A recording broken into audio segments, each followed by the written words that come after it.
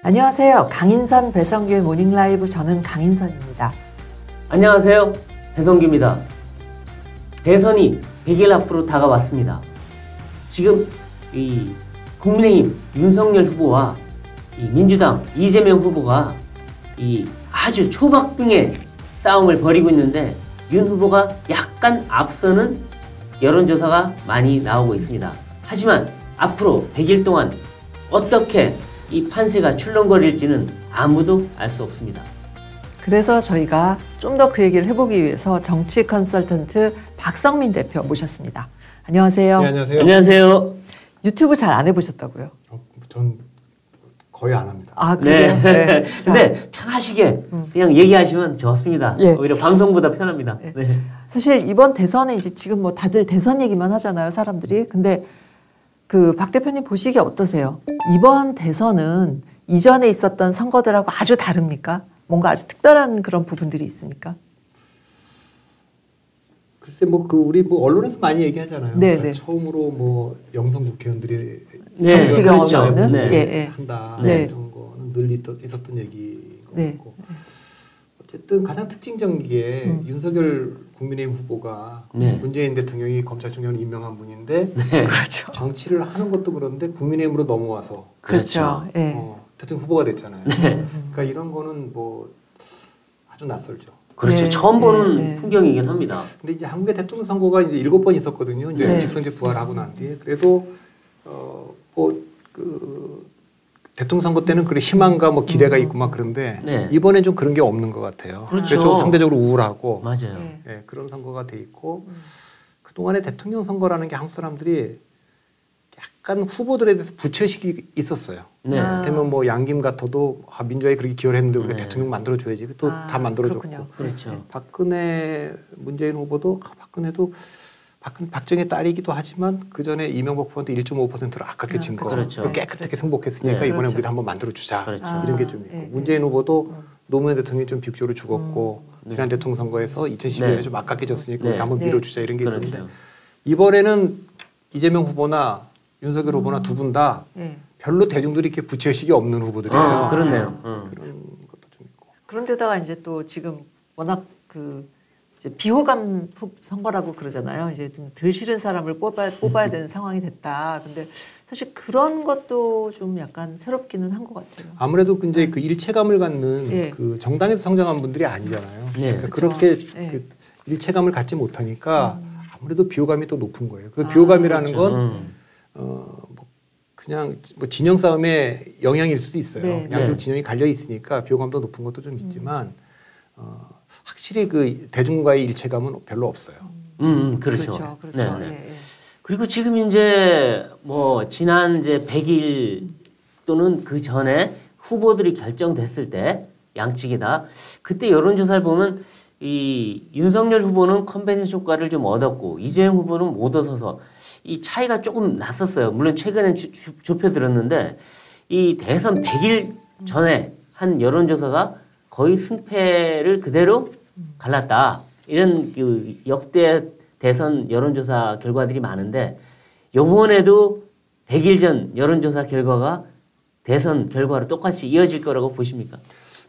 그건 약간 오해가 있어요. 네. 그러니까 그래요? 100일로 잘라서 딱 보면서 노무현 후보가 역전승한 걸 네. 빼고 나면 나머지는 다 100일의 1등이 됐다 네. 이렇게 돼 있지만 그 좀 약간 사실과 좀 다릅니다. 네. 수정해서 말씀드리면 7번의 대통령 선거가 있었거든요. 네. 근데 이제 보수 정당 후보가 4번 됐습니다. 네. 노태우, 김영삼, 이명박, 박근혜. 네. 그리고 민주당이 3번 됐죠. 김대중, 노무현, 문재인. 네. 근데 보수 정당이나 지금 국민의힘이죠. 국민의힘과 네. 윤석열 후보가 알아야 될 거는 보수 정당이 집권할 때는 이길 때는요. 네. 단 한 번도 리드를 뺏긴 적이 없어요. 쭉 이겼다. 그냥 노태우든 네. 김영삼이든 아. 이명박이든 박근혜든 네. 그냥 쭉 이겨서 대통령이 된 겁니다. 네. 네, 네. 네, 네.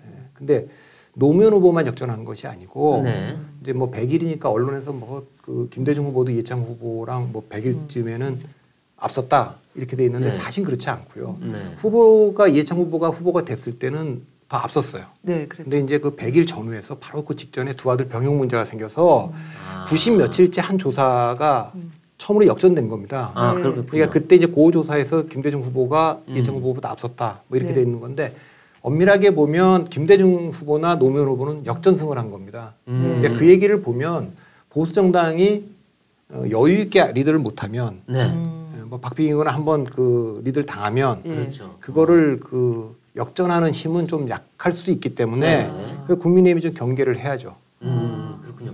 그러니까 이 윤석열 후보도 지금 약간의 리드를 한다고 해서 이긴다는 보장이 전혀 없다.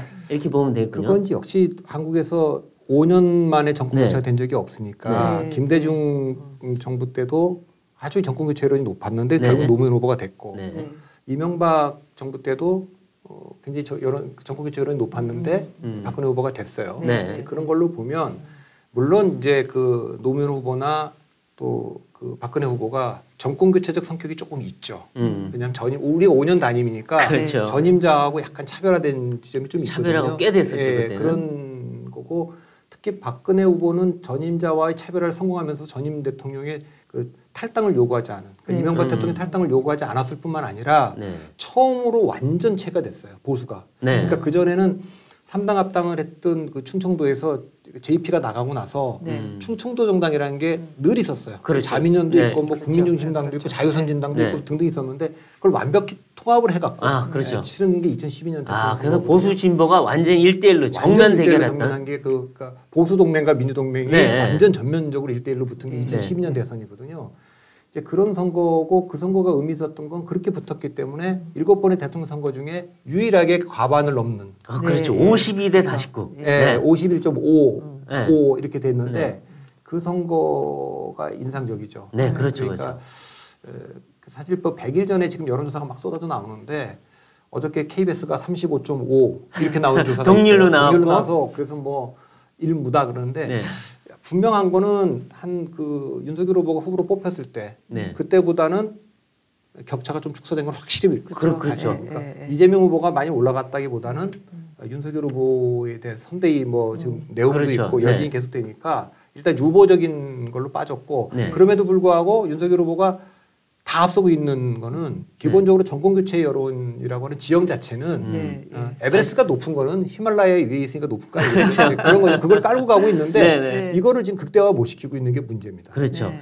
네, 이제 이 두 후보에 대해서 그동안 뭐 여러 가지 의혹, 그다음에 네거티브가 많았는데 일단 먼저 이제 이재명 후보로 가보면 대장동 의혹 때문에 뭐 엄청나게 타격을 많이 받았잖아요. 그죠? 그래서 이 컨벤션 효과란 것도 못 내리고 했는데 최근에 보면 그래도 그 하락세가 멈추고 약간 반등하는 기미가 보여요. 그러면 이 이재명의 대장동 리스크는 이제 완전히 소멸된 겁니까? 아니면 아직도 앞으로 더 남아 있는 겁니까? 그러니까 이제 대장동 이슈가 다시 이슈가 되려면 네.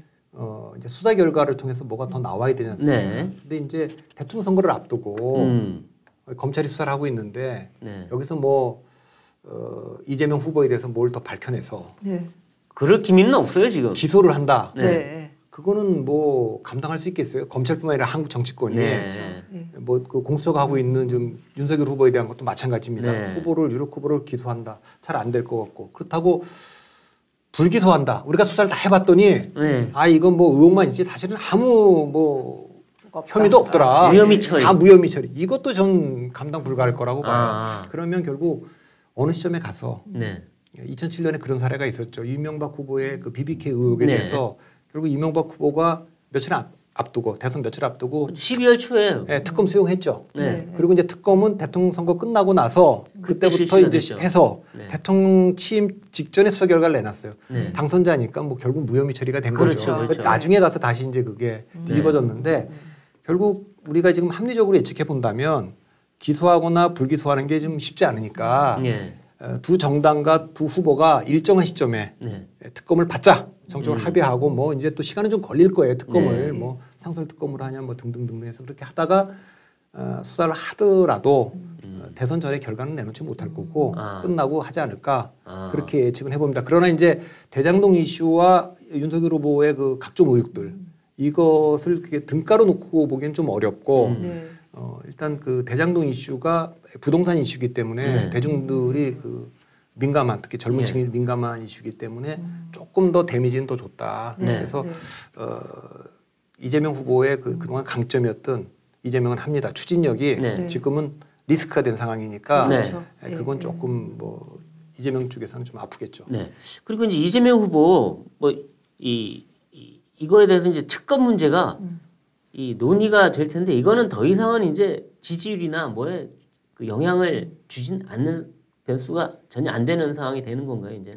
그거는 이미 이제 반영될 만큼 다 반영됐다고 봐요. 그러니까 그 진영국으로 쫙 갈라졌기 때문에 어차피 안 찍을 사람들은 안 찍을 거고 어차피 찍을 사람은 찍을 거고 그쵸. 중도는 지금 판단을 유보하고 있는 겁니다. 근데 그 중도라고 하는 건 대장동 이슈나 고발 사주 의혹이나 이것만 갖고 판단하지는 않거든요. 네. 이제 그 어차피 스윙 보터들은 아주 판단해야 될 게 굉장히 많아요. 그렇죠. 그러니까 조금 더 네. 유보적이고 그러니까 뭐 그 리스크는 어느 정도 다 반영돼 있는 거고 그렇기 때문에 지금 이재명 후보가 치고 나오지 못하는 거죠.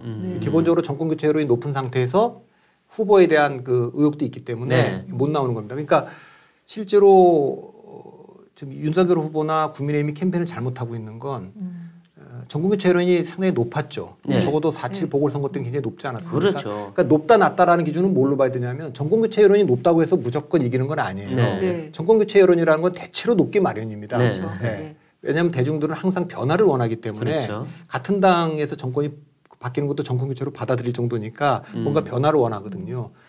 그런데 제가 이제 30년 동안 일을 하면서 느낀 거는 55대 35를 벗어나면 이게 의미 있는 숫자입니다. 그러니까 정권 교체 여론에 동의하는 숫자가 55%를 넘고 정권 재창출에 동의하는 여론이 35% 미치라면 그건 의미가 있고요. 그건 대통령 직무수행 평가도 긍정평가가 35%를 밑돌고 부정평가가 55%를 넘으면 그 20% 갭이면 구도라든가 후보 경쟁력이라든가 이슈라든가 이런 게 와도 흔들지를 못해요. 그러니까 4월 7일 재보궐선거 때 찾아보시면 이 두 개가 다 55, 35를 벗어났어요. 그때 그러니까 이제 그런 경우에는 국민의힘이 완승하지 않습니까? 그렇죠. 지금은 요 두 데이터 대통령의 직무수행 긍부정 평가라든가 정권교체 동의 여부가 다 그 안에 있습니다. 그 안에 있다라는 거는 승패를 예측할 수 없다라는 겁니다. 그 얘기는 윤석열 후보와 지금 국민의힘이 캠페인을 잘못하고 있다는 거죠. 실패하고 있는 거죠. 국민들은 정권 교체할 그 이유가 너무나 차곡차곡 넘었는데 국민의힘에 있는 분들이 주적이 이제 이를테면 문재인 정부나 이재명 후보가 아니고 뭐 윤석열 후보도 그렇고 김종인 전 비대위원장도 그렇고 이준석 대표도 그렇고 뭐 거기 뭐 또 의원들도 그렇고 다 주적이 내부 다툼 싸움이 있고 저기는 그냥 전열을 재정비하거나 국민들에게 뭐 다시 뭐 반성과 세천하는 시간을 벌어주고 있는 거죠 지금. 그렇군요. 근데 그러면 그 최근에 이제 이재명 후보의 그 뭐 조카 살인 그 변호 문제가 있었잖아요. 처음에는 이제 뭐 데이트 폭력이다라고 했다가 그다음에 또 뭐 가족이라서 어쩔 수 없이 했다고 했다가 그다음에 또 딴 케이스 있었고 이제 그런 과정에서 그게 이재명 후보가 그때 약간 회복되기 시작하는 지지율을 다시 꺾었다 그런 얘기도 있는데 그건 어떻게 보세요? 그래서 그 개별 그런 이제 그런 건 이제 실언들도 있고 뭐 굉장히 많이 나올 거예요. 근데 그런 거는 실제로 그렇게 크게 영향을 미치지 못합니다. 그러니까 이미 뭐 앞으로 영향을 미칠 거라고 하는 거는 크게 보면 두 가지인데 우리가 예상하고 있는 거는 선거에서 뭐 이제 이재명 후보의 뭐 개인적인 인성도 공격들 하고 막 그러는데 그렇죠. 이제 그런 것들은 더 여기서 추가로 더 나온다고 해서 데미지도 주거나 하지는 않습니다. 이미 다 사람들은 그리고 생각을 했기 그러니까 때문에. 돌발 변수, 그러니까 우리가 아무도 예상 못하고 우리 셋이 오늘 얘기하고 있지만 한 달 뒤나 뭐 두 달 뒤에 무슨 일이 벌어질지 모르죠. 그러니까 지난 보궐선거 때 LH 사건 같은 겁니다. 근데 그런 게 딱 터지면 그건 바로 영향을 미쳐요. 그러니까 대통령 선거에 뭐가 영향을 미치냐? 우리가 지금 예측하는 것들은 영향을 거의 못 미칠 거고 예측하지 못한 돌발 변수가 오느냐 이게 첫 번째. 그다음에 두 번째는 비대면 선거에서 역시 이제 그 TV 토론 이제 대통령 다음 그러니까 대통령이라고 하는 건 대중들이 뽑을 때 전임 대통령과 다른 사람을 뽑거든요. 그러니까 박근혜 대통령이니까 그 국민과 소통을 잘 안 하니까 문재인 후보가 뭐 약자의 얘기를 들어줄 것 같고 소통할 것 같고 그런 것 때문에 뽑았거든요. 대통령을 뽑는 기준이라는 게 여러 가지가 있지만 첫째 뭐 강한가 외교안보 나라를 맡겨도 될 만큼 강한 사람이냐 두 번째 신뢰할 수 있는 사람이냐 세 번째 우리 같은 약자와 서민들의 말을 서민들을 돌봐줄 수 있느냐 근데 문재인 후보는 이 세 번째 이걸로 됐잖아요. 근데 이제 문재인 후보의 뭐 이제 정책이나 이런 레거시는 빼더라도 리더십을 보면 대통령이 위기 때 보여야 되는데 문재인 대통령이 위기 때만 되면 사라져요. 그렇죠. 마치 이제 뭐 집안에 무슨 일이 있는데 가장이 딱 문제를 해결해야 될 것 같은데 뒤로 빠지죠. 슬쩍 안방에 들어가갖고 안 나오고 있다가 문제가 다 끝나면 나와서 아까 시끄러운 소리 들리던데 그 무슨 일이 있었나 이런 식이잖아요. 경사 그러니까 때만 나와요. 경사 때만. 근데 특히 그 법무부 장관하고 검찰총장하고 이 충돌일 때는 대통령이 해결하지 않으면 해결할 수가 없잖아요. 인사권자인데. 그런데 굉장히 긴 시간 동안 그걸 방치했단 말이죠. 그러니까 뭐 또 한일 관계도 마찬가지고 외교에서도 그런 문제 때문에 다음 대통령은 대통령다운 대통령을 원할 거예요.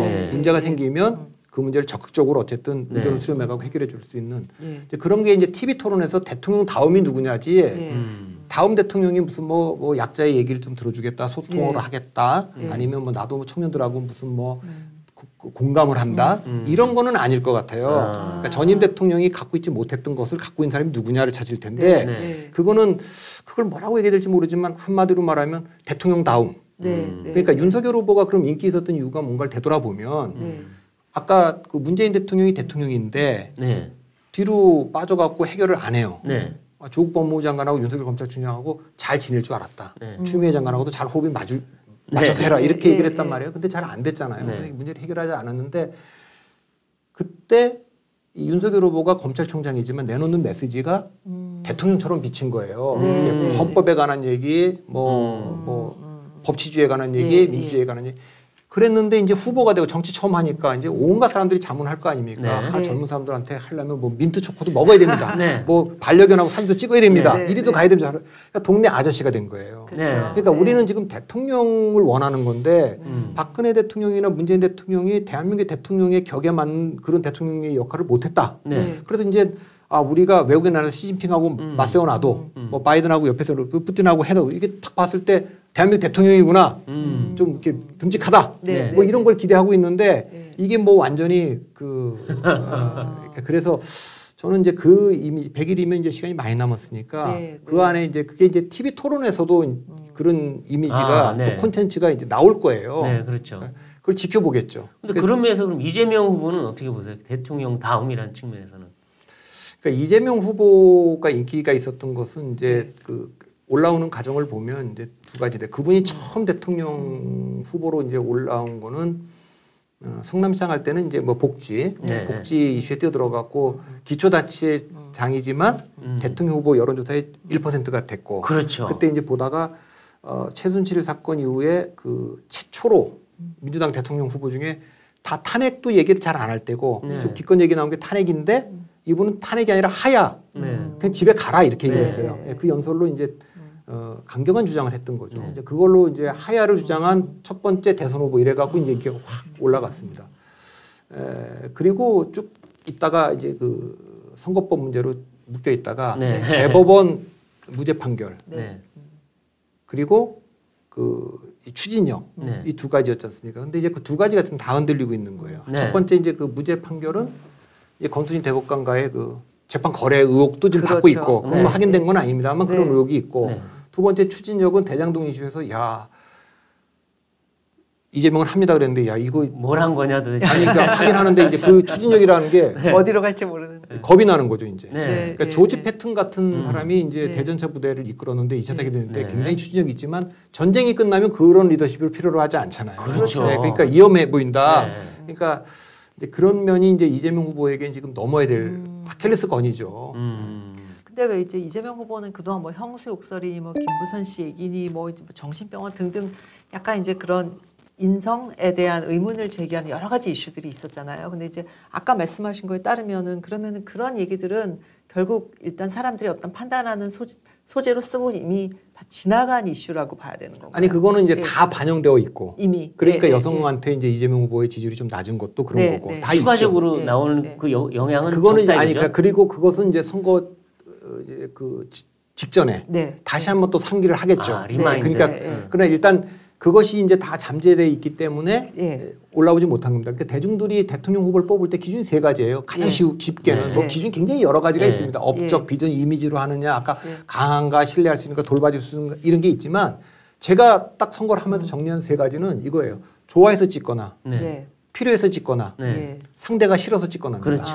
좋아해서 찍거나는 이건 팬덤입니다. 그렇죠. 근데 이재명 후보나 윤석열 후보는 그런 팬덤이 없어요. 그러니까 뭐 노무현 박근혜도 뭐 팬덤이 있다 그러는데 그런 팬덤은 없어요. 그런 팬덤 정도는 양김밖에 없어요. 양김은 대통령 선거를 지고 나가서 정당을 따로 차려도 네. 사람들이 다 가요. 그렇죠. 3당 합당을 뭐 민주화 평생민주화운동했던 김영삼 후보가 노태우 김종필하고 손잡아도 별로 이탈이 없이 다 가요. 네. DJ가 JP랑 손잡아도 네. 다 이탈을 안 하고 갑니다. 네. 이 정도가 돼야지 팬덤이 있다라 얘기할 수 있는 거죠. 네. 박근혜 후보가 2002년도에 이해창 그 총재가 재앙적이다 이러면서 탈당을 했어요. 미래연합인가 네. 만들었는데 네. 별로 뭐 맞습니다. 힘도 못 쓰고 돌아왔잖아요. 네. 그러니까 그 박근혜 대통령조차도 그런 걸 못하는 겁니다. 그러니까 지금 이재명 윤석열 후보는 그게 없죠. 그러니까 팬덤 좋아할증다라는 거는 아주 극히 작고 네. 필요해서라는 건 능력인데 네. 우리가 좋아하지 않아도 네. 야, 저 사람이 우리 주머니 좀 채워줄 것 같다. 음. 이러면 찍어주는 겁니다. 그럴 수 있죠. 그러니까 이명박 후보도 하우스포들이 많은데 이명박 후보가 되면 떨어진 집값이라 좀 올려줄 것 같다. 이런 걸 네. 기대할 수 있는 거 아닙니까? 근데 지금은 어떻게 됐느냐. 사실 좋아해서 찍는 분들도 별로 없고 네. 필요해서 싫어도 찍는 분들도 별로 없고 그 혐오 투표네요, 결국. 상대가 싫어서인데 사실 투표는 원래 상대가 싫어서 가는 게 많아요. 많아요. 투표에 누구 당선시키려고 하는 게 누구 떨어뜨리려고 하는 욕하면서 가지, 거거든요. 욕하면서 가서 꽝 찍죠. 내가 네. 그러니까 누구 저건 저 못 본다. 사람 되면 안 된다. 네. 근데 그것만 하고 있는데 그게 또 국민의힘의 지금 그 선거 캠페인의 실패입니다. 그러니까 네. 그 동안에 보면 보수 정당은 사실은 이제 요거 얘기는 뭐 좀 길어질 수 있는데 약간만 네, 좀 보충하면 말씀하세요. 네. 민주당과 국민의힘 한국에서 보수와 민주 세력을 비교해 보면 그 이제 대통령 청와대 비서동 이름에서 다 드러나요. 그 철학이. 네. 노무현 대통령이 청와대 비서동 이름을 여민간이라고 여민간. 이름을 줬어요. 여민간. 예, 제 이름이 예. 좋죠. 네. 근데 이제 그 이명박 대통령이 돼서 그걸 위민간으로 바꿨어요. 위민으로 위민간도 이름 좋죠. 네. 네. 네. 박근혜 대통령 때도 위민간입니다. 근데 네. 지금 문재인 대통령은 다시 여민간으로 돌아갔어요. 네. 근데 이게 더불어라고 하는 게 민주당의 정체성이에요. 네. 대중주의, 네. 대중주의, 네. 네. 대중주의죠. 네. 반면에 그 위민간은 엘리트주의를 상징합니다. 아. 근데 이게 엘리트주의는 네. 대중들을 조직하고 뭐 이런 건 잘 네. 못하지만 네. 어떤 점이 뛰어나야 되냐면 대중 그 능력. 능력. 그렇죠. 저희 하여튼 저기가 엘리트들이지만 거만도 하고 뭐 잘난 척도 하고 뭐 그런 네. 뭐 귀족들이지만 네. 능력은 있어. 그렇죠. 뭔가를 이게, 해결하고 네. 두 번째, 실적을 내는. 우리 같은 이제 그 대중들하고는 다르게 품격이 좀 있어. 뭐 말을 해도 행동을 해도 역시 뭐 이 좀 있어. 인정해 주는 거죠. 그다음에 네. 이제 세 번째가 헌신입니다. 네. 노블레스 오블리주죠. 전쟁 나면 저 사람 제일 먼저 나와서 싸우고 네. 공동체를 제일 먼저 죽어. 네. 그러니까 그럴 자격이 있어. 한국의 보수가 이 세 가지 거의 다 잃어버렸어요. 그러니까 유능하지도 않고 네. 네. 깨끗하지도 품격도 않고. 없고 그다음에 헌신도 별로 없고 네. 이게 이러니까 굉장히 취약해진 거 아닙니까? 네. 따라서 과거에는 그래도 보수하면은 능력은 있다. 외교, 안보나 복지나 뭘 나라 국가 경영을 좀 맡기는 거는 그래도 네. 한국의 보수가 잘한다. 예, 예. 역시 운동권은 비주류고 문제 제기하는 집단이지 이걸 끌고 갈 집단은 아니다. 네. 이랬는데 그게 깨진 거예요. 아, 근데 이제 민주당의 문제는 뭐냐면 너무 비주류 의식이 강해서 노무현 대통령, 김대중 대통령 다 대통령을 했고 문재인 대통령 하고 있고 180석을 줘도 계속 비주류라고 얘기를 하는 거예요. 글쎄 말이에요. 그러니까 주류가 어디 있다는 거예요. 적폐 세력이 있고 네. 그 언제든지 호시탐탐 부활을 노리고 있다. 네.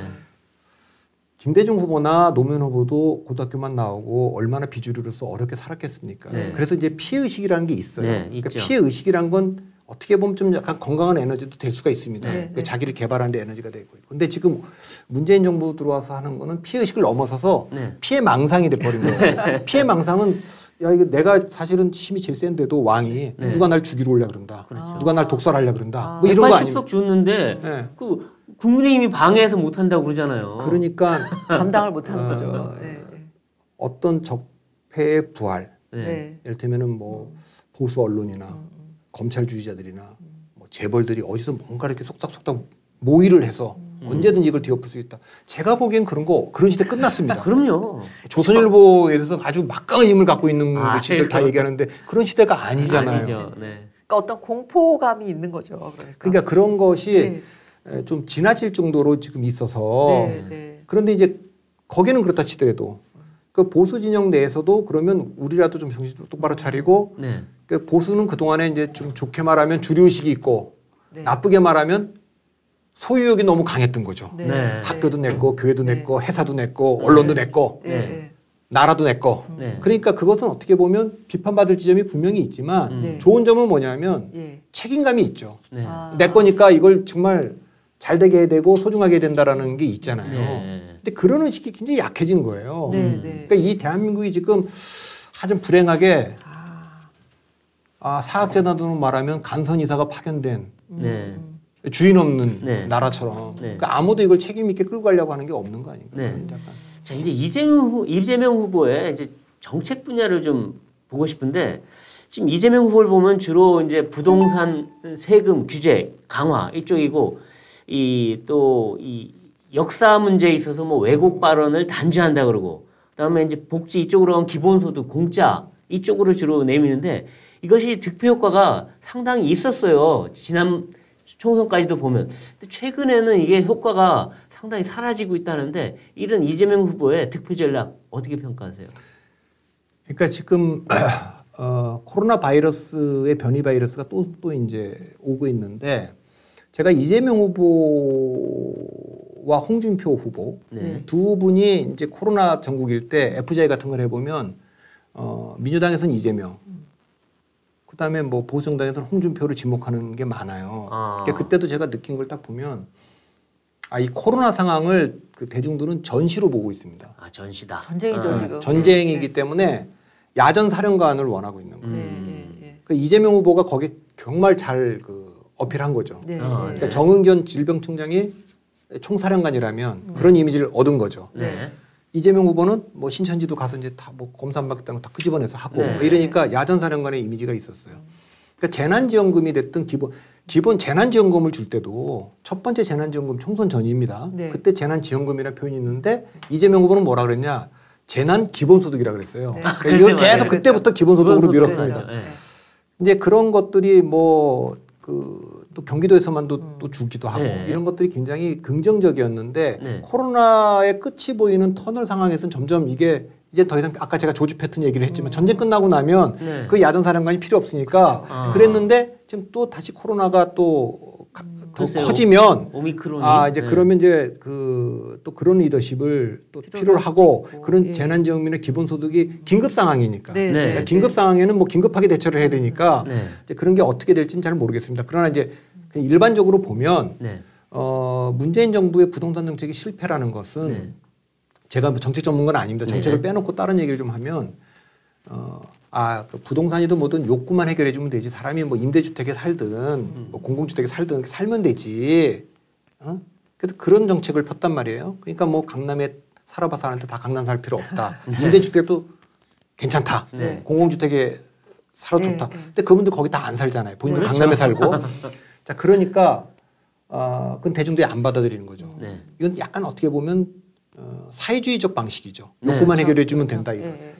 자본주의적 방식은 인간이 더 좋은 집에 살고 더 좋은 학교에 보내고 그 욕망을 허용하는 거죠. 그렇죠. 욕망을 허용할 때의 문제는 그 욕망이 반드시 탐욕을 수반한다는 거죠. 네. 근데 이거를 탐욕을 어떻게 이제 제어할 거냐의 문제는 남지만 인간이 갖고 있는 욕망은 건강한 거라고 인정을 해줘야 되는데 네. 욕망을 일반인들이 갖고 있는 욕망을 중산층과 서민이 갖고 있는 욕망을 니들은 다 탐욕스러운 사람들이다. 네. 투기꾼들이다. 그러니까 이게 세금이 아니라 벌금으로 이걸 다스려야겠다. 이렇게 된 거 아닙니까?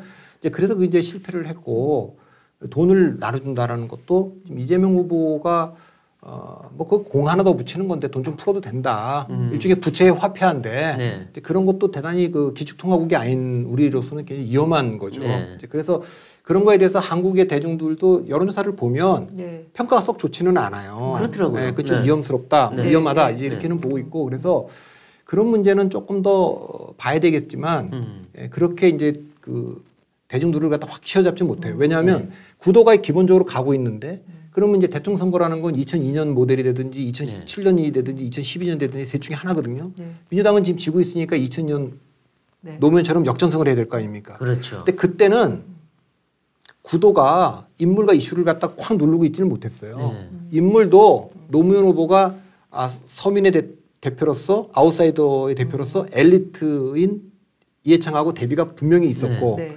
또 정몽준하고의 후보단이라는 그 이벤트도 기다리고 있었고 네. 이슈도 노무현 후보가 던진 행정수도 이전이라고 하는 게 살아 있었고 그렇죠. 그걸 가지고 찬반이 막 논의되고 네. 막 이랬던 거거든요. 지금은 그런 단일화 퍼포먼스도 없고 안 보이고 이슈도 지금 뭐 이 선거판을 가를 만한 게 없는 거예요. 네, 네. 그렇죠. 그러니까 지금은 정권 심판론이라고 하는 게 기본적으로 누르고 있는데 야당이 선거를 잘못해서 이거를 최대로 지금 증폭시켜내고 있지 못하는 거죠. 네. 야당의 네. 그 힘을. 네. 그런데 지금 상황으로 보면 그럼 말씀하신 대로 코로나라는 이제 사실상 전시 상황 같은 분위기 그리고 이제 부동산 때문에 좌절한 민심 그 두 가지가 굉장히 큰데 그럼 윤석열 후보의 경우에는 거기에 맞는 리더인가요? 어떻게 보세요? 아, 그걸 제가 평가하기 참 어려운데. 네, 네. 그러니까 윤석열 이 선거가 이제 우리가 좀 우울하다 그런 것은 네. 그러니까 뭐 최재형, 윤석열, 뭐 김동연 후보까지도 이 정부가 임명한 아주 고위 관료들 아닙니까? 그렇죠. 이제 그분들을 데려가서 대통령을 만들어야겠다. 특히 윤석열 후보는 적폐청산의 중앙지검장과 검찰총장으로 수사를 쭉 했고, 그렇죠. 네. 뭐 대법원장부터 국정원장부터 대통령 두 분 뭐 이렇게 다 했기 때문에 근데 그분을 여기까지 입당시켜서 네. 대통령 후보를 만들었을 네. 때 심리가 그런 미래에 대한 어떤 정책적 측면이나 이런 게 아니고 그렇죠. 적폐청산 딱 거기에 맞는 그 정도로 저쪽에다 응징과 보복을 해달라 네. 이런 정도의 심리가 깔려 있는 거 아니겠습니까? 그렇죠. 그런 게 네. 분명히 있고 당신이 다른 거 얘기하지 않겠다. 그때 그 직권남용과 업무방해로 얼마나 많은 사람들을 그다 구속시켰냐. 그 전에는 사실 직권남용이라는 게 그렇게 큰 죄인지도 몰랐는데 그렇죠. 그렇게 네. 했으니까 딱 그 기준에 그 허들에 맞춰서 해라. 이제 그렇게 돼 있는 거고 민주당은 야 이러니까 우리가 이번 선거 지면 다 죽는다. 어떻게든 이겨야 된다. 네. 그러니까 네. 뭐 가장 경쟁력 있는 사람이 누구냐. 네. 뭐 이낙연 후보가 또 점잖지만 네.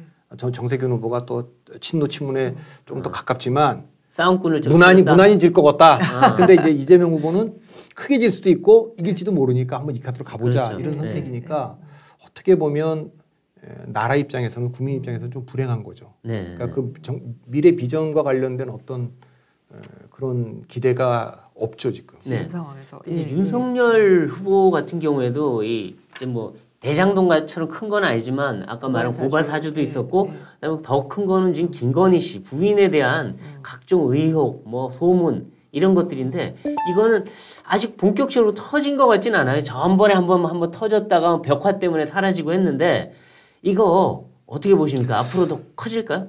저는 뭐 이렇게 크게 변수가 안 될 것 같아요. 크게 변수가 안 된다. 그게 왜냐하면 우선 민주당이 그 뭐 내로남불이라고 얘기하는 위선의 그 일단 허들을 네. 만들어놨기 때문에 굉장히 낮춰놨기 때문에 웬만한 건 뭐 저기도 뭐 그런 걸 처벌도 안 하고 지금 검찰과 공처 수사하는 거 보니까 뭐 그런 거 그냥 진영 간 싸움으로 그냥 묻혀서 갈 것 같고 고발 사주는 그럴 것 같고 김건희 씨는 그것도 뭐 이제 어떤 사건들은 결혼도 전에부터 시작해서 온 네. 것도 있고 뭐 그러니까 후보의 문제도 아니고 해서 네. 물론 그것이 이게 지금 우리가 이게 반대하는 측에서는 반대할 이유는 충분히 될 겁니다. 반대 이유는 된다. 예, 네. 근데 이제 찍는 사람들한테는 그거 안 찍을 이유가 안 될 것 같고 네. 중간에 있는 사람들도 아까 보면 그거 하나만 갖고 판단하지 않고 종합적으로 판단할 거기 네. 때문에 네. 그 판단에서는 조금이라도 1% 쪽이라도 네. 뭐 그 정권 교체 쪽에 조금 더 있을 거라고는 좀 봅니다. 그렇군요. 다만 이제 아까 이제 물어봤던 질문 아까 윤석열 후보가 네. 그런 적임자냐라고 얘기할 때 한국 대통령 선거의 불행은 립 서비스라도 레토릭이라도 국민 통합을 난 하겠다. 네. 전 국민의 네. 대통령이 되겠다. 네. 이 얘기를 못 하는 나라가 됐어요. 그러니까 그렇게 얘기를 하면 진영에서 견딜 수가 없어요. 근데 그게 굉장히 불행한 겁니다. 그렇죠. 상대방을 반드시 처단해야 되는 그런 그리고 상황이 되는 어느 거예요. 선거나 대통령 선거에서 대통령 후보들은 통합을 얘기하죠. 네. 갈라져 있으니까. 네. 네. 그게 비록 빈소리라도 네. 이 지금 우리 대통령 선거는 그 얘기를 할 수가 없는 상황인 거예요. 네. 그 심각성을 좀 알아야죠 우리가. 네. 근데 지금 윤석열 후보 그 선대위 구성 과정에서 이제 굉장히 잡음 많이 나오고 그 뭐 김종인 전 비대위원장이 뭐 전권을 달라고 하네 어쩌네 그러면서 또 한참 시끄러웠고 그다음에 또 이제 또 문고리 3인방 얘기 나오고 계속 그러는데 사실 이런 과정들이 이제 아까 이게 지금 국민의힘이 이 대선 이 과정 이걸 상황을 잘못 끌어가고 있다. 그거에 굉장히 중요한 이슈라고 보세요. 그러면 선거라는 거는 네. 뭐 선거를 기본적으로 바라보는 시각의 차이인데 지금 윤석열 후보와 지금 이 그 선대위를 구성을 주도했던 분들은 네. 윤석열 후보가 조기 입당해서 네. 캠페인을 잘해서 네. 이겼다. 네. 이렇게 보는 거거든요. 그렇죠. 그러니까 그 네. 윤석열 후보도 내가 그때 잘한 게 뭐냐. 일찍 들어온 거고 뭐 그렇죠. 이렇게 한 거다 네. 이렇게 보는 거예요. 근데 반대 측에서는 그게 캠페인을 잘못해서 질 뻔했던 선거였다. 그러니까 이게 원래 원사이드하게 이겼어야 되는데 그 뭐 당원 중심으로 뭐 조직 중심으로 가다가 민심에서는 홍준표 후보한테 10% 그렇죠. 이상이나 적고 네. 겨우 6점 몇 % 이긴 거 아니냐. 네. 자, 본선은 그렇게 하면 안 된다. 네. 당원들 대상으로 하는 게 아니고 중도층 스윙보터를 대상으로 하는 네. 거고 2030을 대상으로 네. 하는 거니까 예, 예. 그 생각을 버려야 된다. 네. 지금 이거 아닙니까?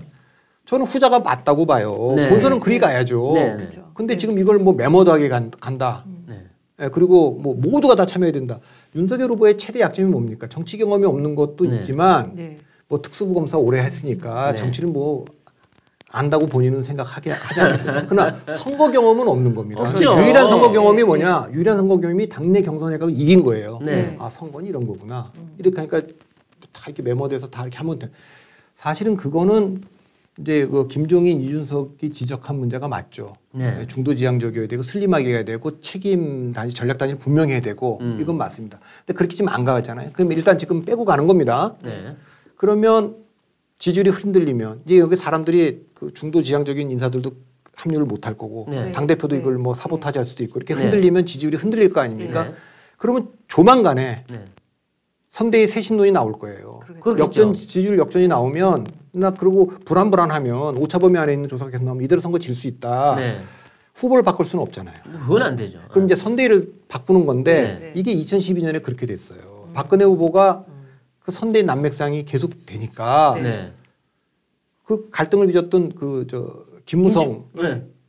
결국 선거 총괄 본부장으로 앉혔잖아요. 네. 그게 선거 한 70일 정도 앞두고 네. 네, 네. 이제 그런 일이 이제 벌어질 수 있죠. 그러면 결국 김종인 전 비대위원장이 돌아오게 될까요? 아니면 돌아와야 된다고 생각하세요?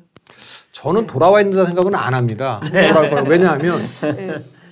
그분이 이제 뭐 아주 전략가로서 선거 네. 경험도 네. 풍부하고 네. 뭐 그런 건 좀 있다고 봐요. 네. 근데 선거의 중심은 역시 대통령 후보잖아요. 그렇죠. 예, 예. 저게 팀보다 위대한 개인은 선수는 없어요. 네. 아무리 메시가 축구를 잘해도 옛날 바르셀로나에 있을 때 바르셀로나 메시의 바르셀로나 그러면 그냥 바로 그냥 쫓겨나는 거 아닙니까? 네. 그러니까 김종인 위원장이 아무리 뛰어나고 위대해도 네. 대한민국보다 위대할 수는 없고 네. 정당보다 위대할 수는 없어요. 어느 정당도 이 다 뭐 정치인들이 당보다 내가 더 위대하다 이런 분들이 결국 사실 잘 안 되거든요. 네. 그러니까 이게 그 대통령 선거라고 하는 건 개인전이 아니고 팀전이고 네. 그러면 이제 팀플레이를 해야 되는데 네. 본인이 이제 박근혜 문재인 두 번 만든 거에서 사과를 했고 잘못 네. 판단했다. 그랬으면 이번에는 내가 정권 교체를 위해서 뒤에서라도 자리보다도 내 벽돌 한 장이라도 쌓겠다. 네. 내 뭐라도 하겠다. 이렇게 해야 저도 존경을 받는 거지. 네. 당대표도 처음 뭐 이제 윤석열 후보를 만나서 김종인 의원한테 매달려야 된다. 그게 뭐 사실 비공개적으로 할 수 있는 얘기인데 그게 왜 나왔는지 모르겠어요. 매달려라. 정권을 줘라. 네, 네, 그리고 네. 지난번 선대위 구성할 때도 일단 뭐 그 구성안이 만들어지면 당대표인 자기랑 상의를 하고 거기서 이제 뭔가 합의된 걸 가지고 김정인 위원장 가서 결재받아라 이렇게 된 거 아닙니까? 네. 근데 그거는 별로 좋은 방법인 것 같지는 않아요. 그건 아니죠. 자, 그렇게 하면 이제 상황의 이미지가 있고 맞아요. 대통령 후보가 작아지고 저 대통령을 우리 국민들이 대한민국의 대통령으로 믿고 갈 수 있느냐 이제 그런 게 있기 때문에 그 문제는 좀 무리하고 무례한 요구라고 봅니다. 네. 그러나 선거를 보는 시각, 네, 시각. 그 다음에 그 캠프가 잘못됐을 때 딱 교정할 수 있는 그 힘, 네. 뭐 이건 또 그분이 갖고 있는 게 사실이기 때문에 네, 네.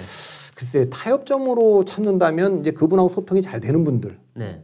뭐 지난번에 임태희 총괄실장 얘기 네. 좀 나왔고 네, 그렇죠. 또 원희룡 네. 되고 이준호 그런 분들을 조금 더 전면에 배치할 수는 있겠죠. 네, 그렇게 네. 하는 방법이 있는지 잘 모르겠습니다만 이게 딜레마입니다. 그러니까 네.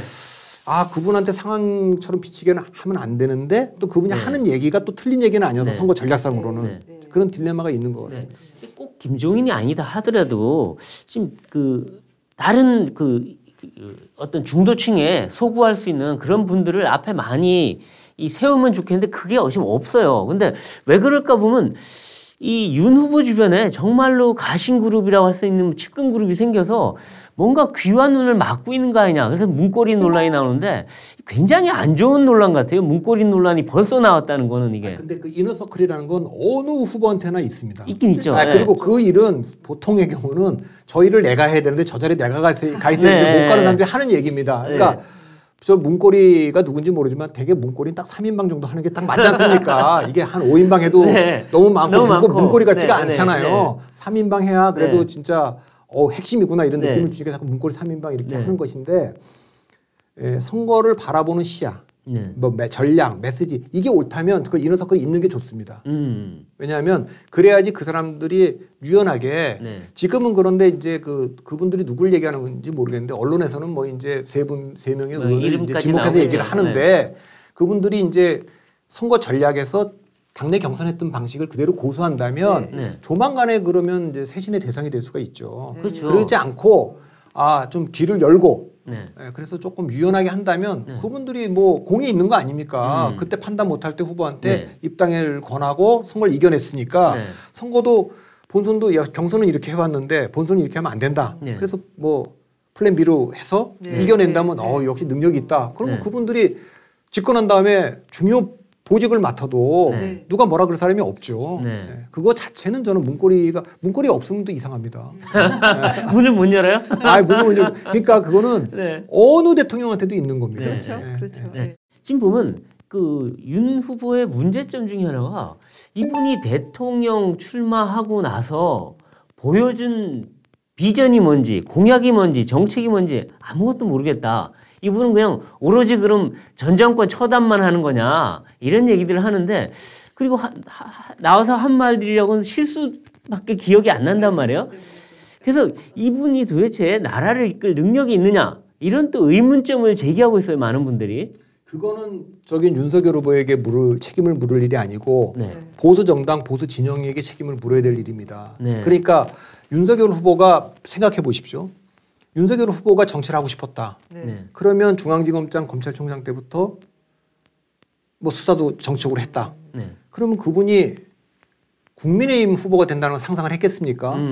그랬겠죠. 민주당 후보가 되는 꿈을 좀 꿨을지 모르겠어요. 그 이제 경쟁자가 조국 법무장관 되니까 그래서 충돌 났을 수 있는 거죠. 그런데 어쨌건 그분을 상대 진영에 있는 분을 모셔와서 후보로 만들어서 냈단 말이죠.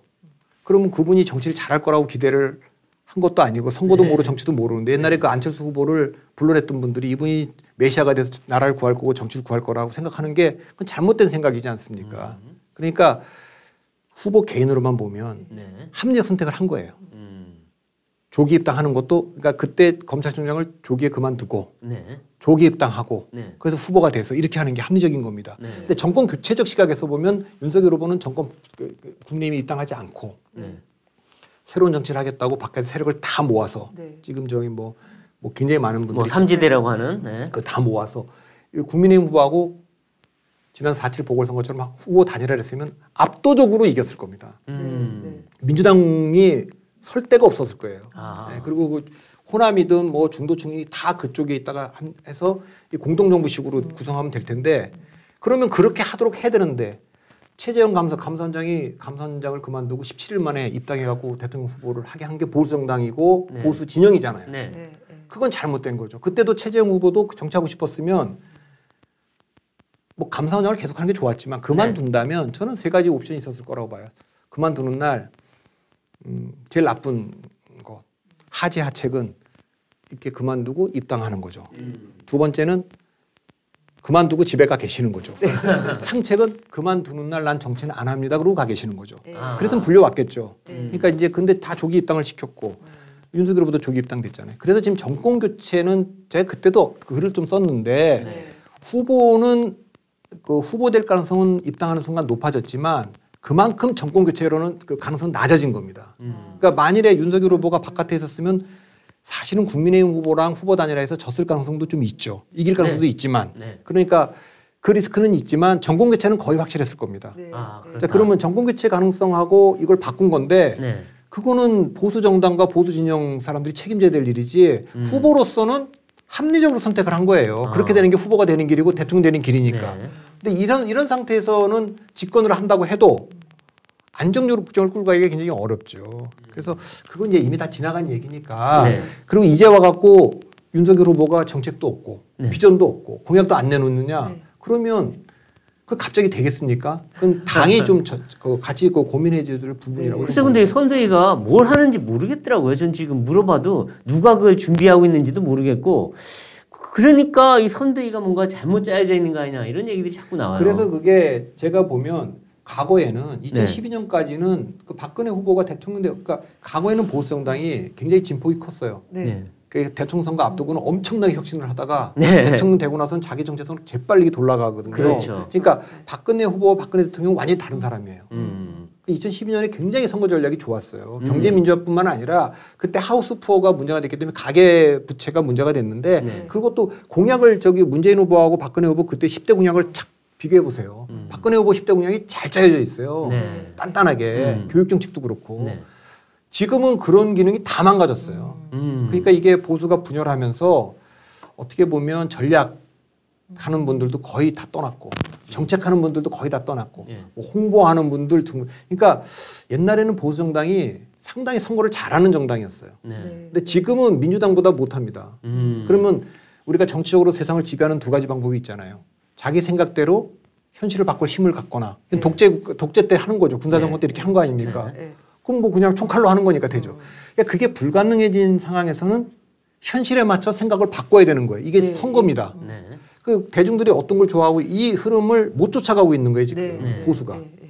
근데 이제 18대 대선 같은 경우는 이제 경제 민주화 이제 결국 이제 어떤 시대 정신이랄까 큰 흐름 같은 거를 생각하면 그리고 19대 때는 그 적폐청산 이제 그런 식으로 정리가 됐는데 20대 대선은 그런 큰 정신이랄까 시대적인 구호랄까 그게 뭐라고 생각하세요? 저는 시대 정신이라고 하는 게 결국 결핍인데 뭐 우리가 뭐 식민지 시대에는 독립을 꿈꿨을 거고 전쟁 시대에는 평화를 꿈꿨을 거고 가난할 때는 산업화 먹고 사는 문제 독재 시대 때는 민주화 이런 걸 빼고 나면 이미 다 이루어진 거잖아요. 그다음에 시대 정신이라고 하는 거는 사실은 그렇게 뭐 그냥 레토릭이지 뭐 선진화를 걸건 뭐 경제 민주화를 걸든 이건 별로 중요하지 않고 그 뒤에는 90년대 이후의 시대 정신은 딱 하나밖에 없다고 봐요.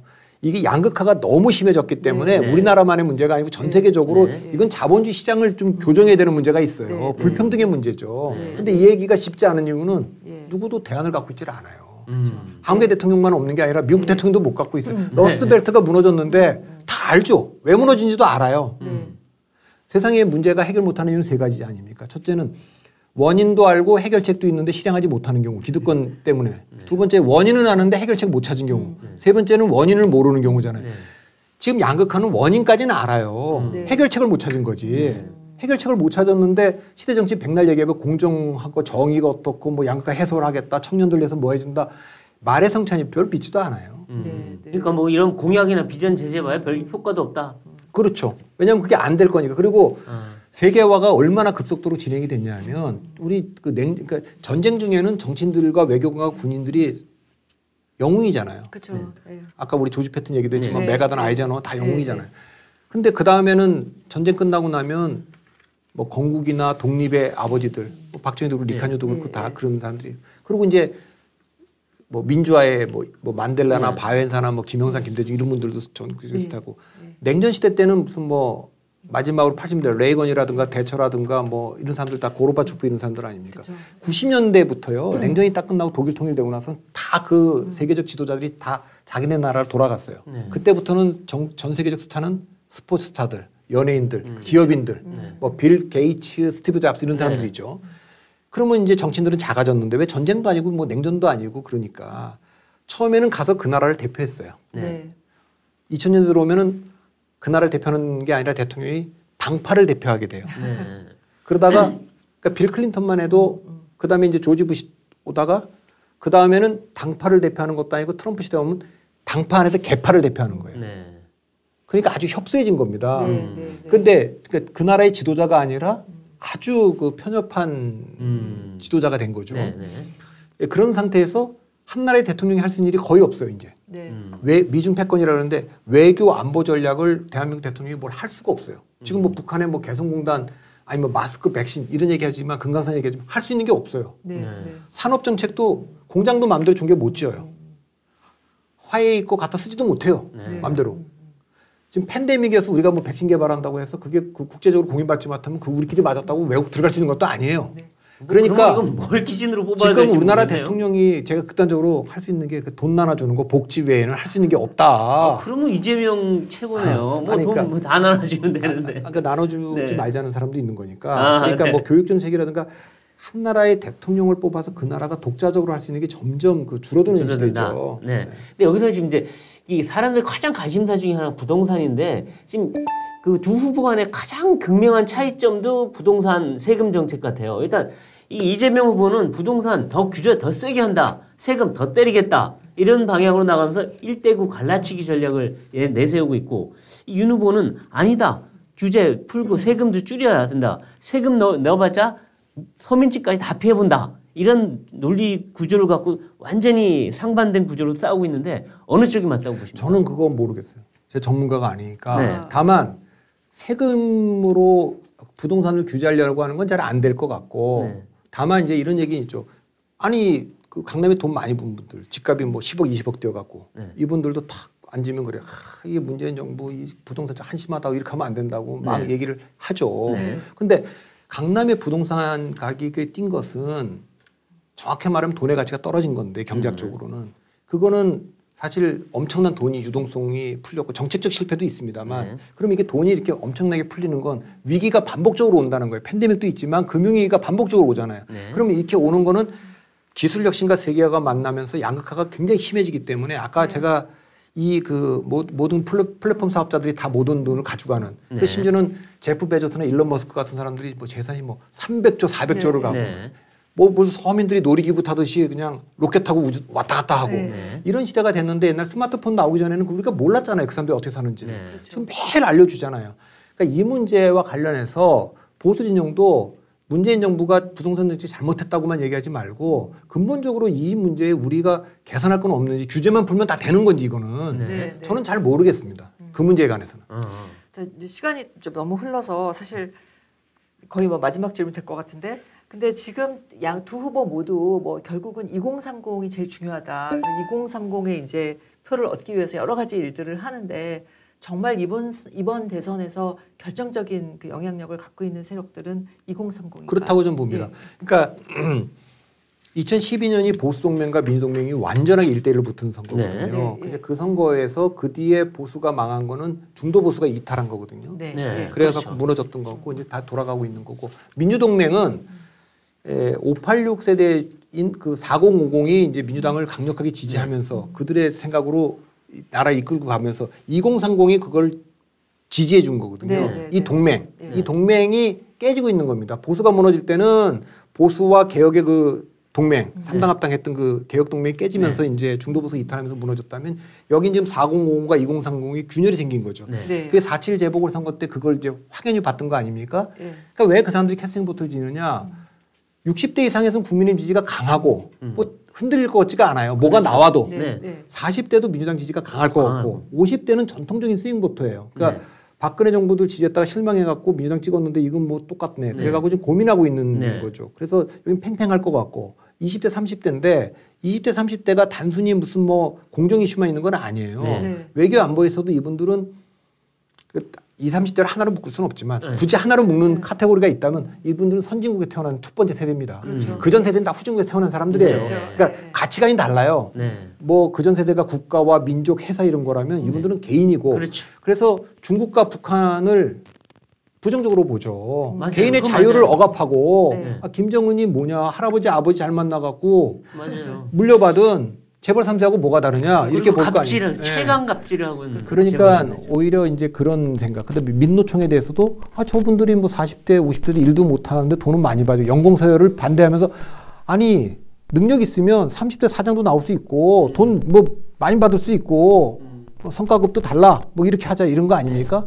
그다음에 젠더 이슈도 있고 거기다 이제 부동산 이슈가 있죠. 그렇기 때문에 2030이 이제 민주당으로부터 이탈을 좀 하면 그거는 특히 이제 20대가 지금 이탈이 좀 심한데 그러면 이제 민주당은 이제 대단히 어려운 거죠. 그런 점이 그래서 캐스팅 보트를 질 거라고 저는 봅니다. 네, 뭐 이건 또 질문이라기보다는 이제 대선 100일 남았으니까 궁금해서 그러는데 윤석열, 이재명 두 후보 중에 누가 될 것 같습니까? 잘하는 사람이 이기는 거죠. 그렇죠. 잘하는. 근데 이제 기본적으로 밑에 흐르는 지형은 정권교체의 흐름이고 굉장히 강하게 있어요. 네. 근데 지금 윤석열 후보와 국민의힘과 보수정이 옛날에 선거를 잘했어요. 네. 민주당도 선거를 잘했어요. 그리고 잘한다라는 건 팀 플레이가 능했어요. 네. 옛날 독일 축구 같은 그런 느낌인데 지금 그냥 오합지졸입니다.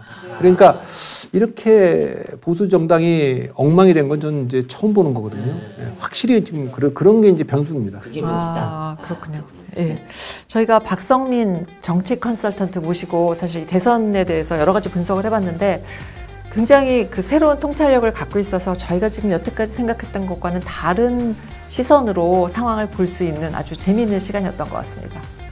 네, 이제 대선이 100일 남았는데 앞으로 여러 가지 상황이 일어날 거고 대선판도 몇 번 출렁거릴 겁니다. 그때마다 새로운 변수들이 나타날 텐데 저희가 그것마다 시청자 여러분께 하나하나 또 해설을 해드려야 될 것 같은데요. 그때 우리 박성민 대표님 다시 한번 모셔서 말씀 듣도록 하겠습니다. 오늘 모닝 라이브는 여기까지입니다. 나와주신 박성민 대표님 감사드립니다. 저희는 다음 시간에 다시 찾아뵙겠습니다. 고맙습니다.